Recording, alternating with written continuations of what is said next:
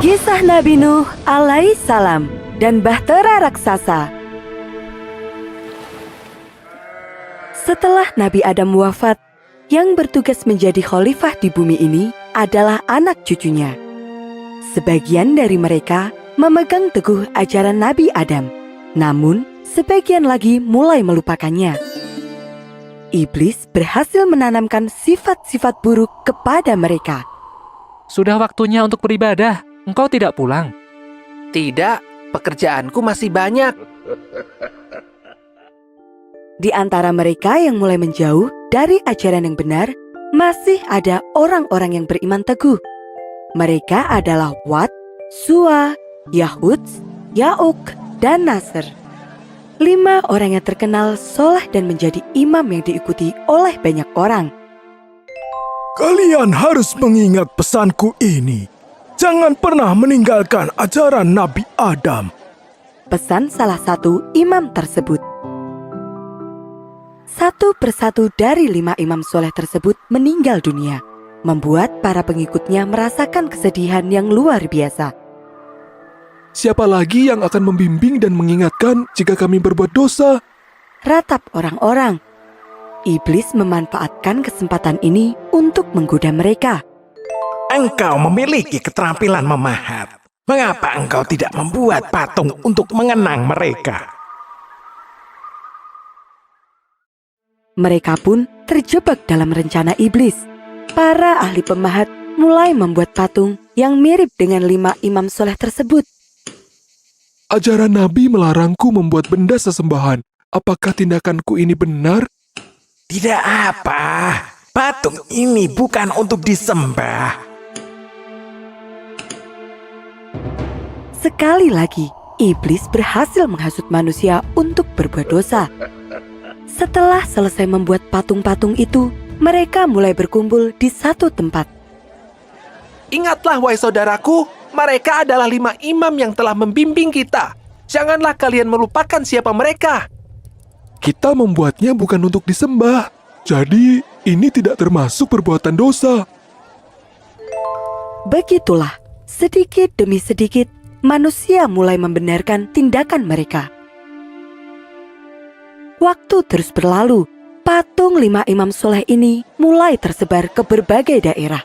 Dari ayah diturunkan ke anak-anak mereka, dan kemudian diturunkan kepada cucu mereka.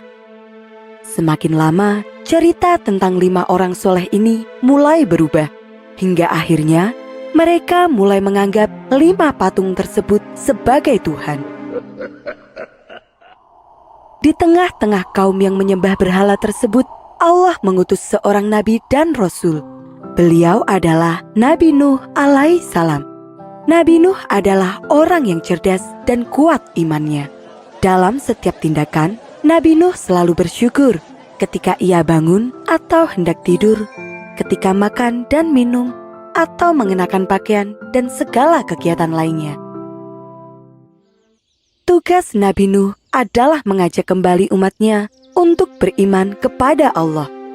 Nabi Nuh berkata bahwa tidak ada Tuhan selain Allah. Sungguh hanya Allah lah yang menciptakan dan memberikan rizki kepada manusia. Dan selama ini, iblislah yang telah menghasut nenek moyang mereka, membuat mereka menyembah patung berhala yang hanyalah sebuah benda mati. Sebagian orang tersadar dan mengakui bahwa yang dikatakan Nabi Nuh benar. Engkau benar. Patung-patung ini hanyalah benda buatan manusia. Namun, sebagian besar lainnya justru menentang. Bagaimana bisa aku percaya kepadamu jika istri dan anak-anakmu sendiri tidak mempercayaimu? Pada saat itu, Nabi Nuh sudah menikah dan memiliki 4 anak laki-laki. Sayangnya, istri dan anak-anak Nabi Nuh ini tidak mau meninggalkan ajaran sesat itu. Mereka menolak beriman kepada Allah dan terus menyembah patung berhala. Jangan hiraukan apa yang dikatakan ayahmu. Nenek moyang kita adalah kaum yang saleh. Merekalah Tuhan yang harus kita sembah. Meskipun ditentang banyak orang, Nabi Nuh tetap berdakwah dan terus berusaha untuk mengajak kaumnya kembali beriman kepada Allah. Ketika dakwahnya tidak didengarkan, Nabi Nuh memberikan peringatan kepada mereka. Wahai kaumku, sembahlah Allah. Tidak ada Tuhan bagimu selain Dia. Sesungguhnya, aku takut kamu akan ditimpa azab yang besar. Sayangnya, peringatan ini tidak membuat mereka takut dan malah membuat mereka semakin menentang. Engkau hanya manusia biasa seperti kami. Jika engkau memang benar, buktikan azab itu kepada kami. Nabi Nuh menjawab, Hanyalah Allah yang akan mendatangkan azab itu kepadamu.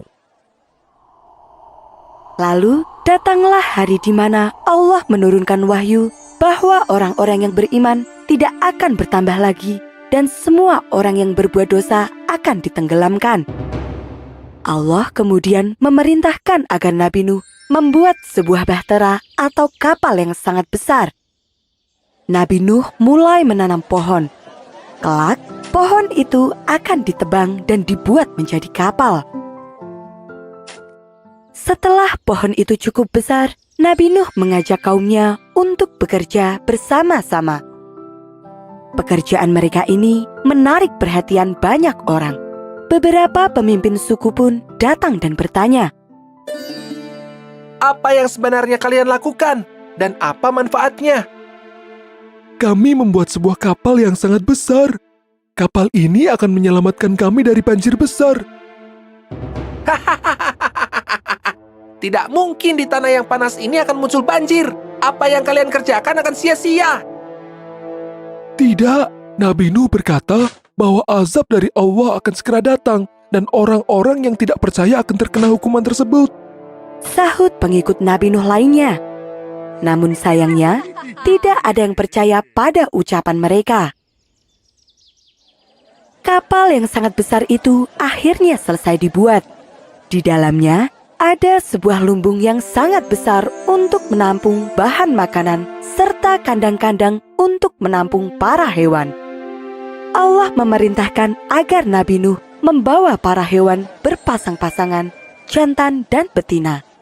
Beberapa hari kemudian, Nabi Nuh dan para pengikutnya terlihat sibuk mempersiapkan semuanya. Akhirnya, hari yang dijanjikan tiba. Nabi Nuh memberikan peringatan untuk terakhir kalinya. Orang yang tidak mau beriman kepada Allah akan tenggelam dalam banjir besar. Hingga saat-saat terakhir pun tidak ada yang mempercayainya, termasuk istri dan anak-anak Nabi Nuh. Maka, Nabi Nuh mengajak para pengikutnya untuk naik ke atas kapal dan menutup pintu kapal rapat-rapat. Orang-orang yang sejak tadi berkerumun di sekitar kapal mulai bubar untuk pulang ke rumah masing-masing. Tidak akan terjadi apapun. Marilah kita pulang ke rumah masing-masing. Namun, dugaan mereka salah. Dengan cepat, langit yang tadinya cerah berubah menjadi gelap. Hujan lebat pun turun disertai dengan petir yang menggelegar.